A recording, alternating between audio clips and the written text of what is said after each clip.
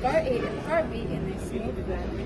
Let's get started. In our experiment, we are using two toy cars, a ruler as our track, a stopwatch, a tape measure, and some of 10 peso coins in clay to change the mass of the cars.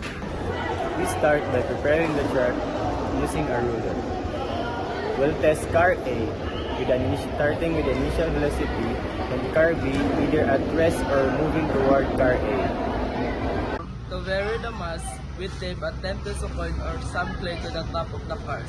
This helps us observe how affects collisions. Start. First, let's do the 3 trials of elastic collisions, where the cars bounce apart after colliding. First, trial 1, if car A moves and collides with car B, both bounce apart.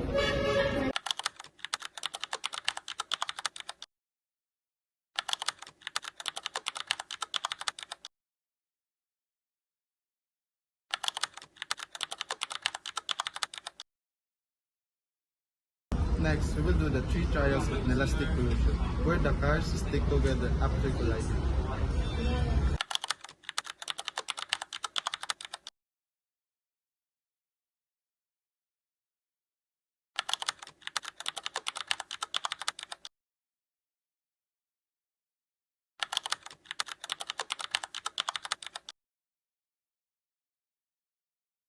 We'll estimate the velocities before and after each collision by measuring the distance each car travels in a certain time using the stopwatch and measuring tape. We'll also record the trials with a camera for an accurate review.